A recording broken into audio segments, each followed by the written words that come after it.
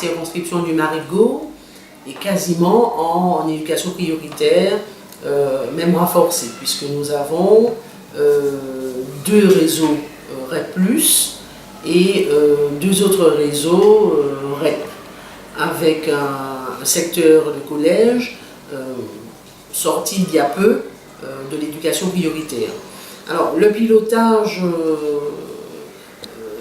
effectivement, est revisité, est déjà co-construit, puisque je ne suis pas seul pilote de ces réseaux. J'ai effectivement la réflexion commune à mener avec les principales, puisque ce sont les femmes, les principales du collège. Donc, au contraire, ça nourrit davantage les projets de réseau.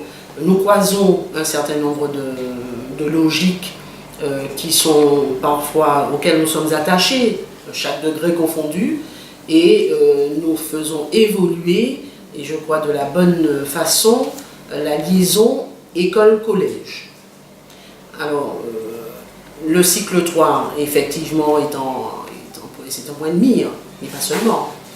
Nous avons la maternelle, puisque la scolarisation des enfants de moins de 3 ans est quand même un levier d'action, de telle sorte que les enfants soient pris en main très tôt dans le milieu scolaire, et puis éviter justement que nous en arrivions à une accumulation de lacunes et donc de mise en place de dispositifs. Là, on est vraiment dans la prévention. Donc finalement, le pilotage, c'est aussi anticiper.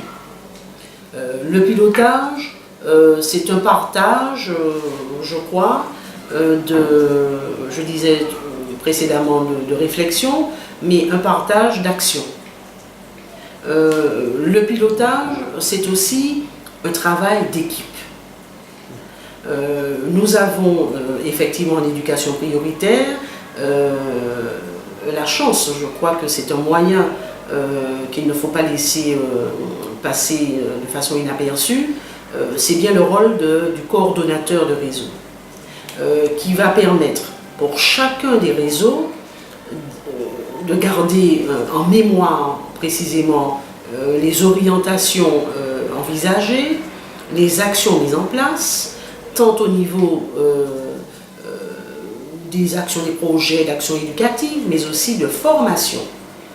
Puisque là encore, le pilotage, c'est accompagner les enseignants, c'est les soutenir, c'est rétablir la confiance avec les autres partenaires, le partenaire privilégié qui est la famille.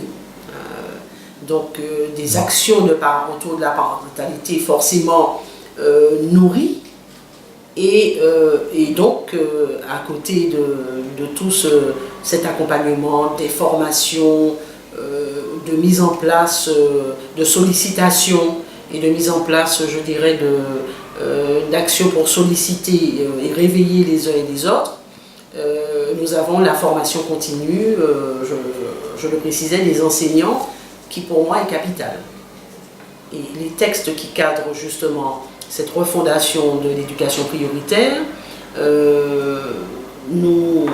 ces textes-là nous permettent précisément d'orienter notre action dans ce sens.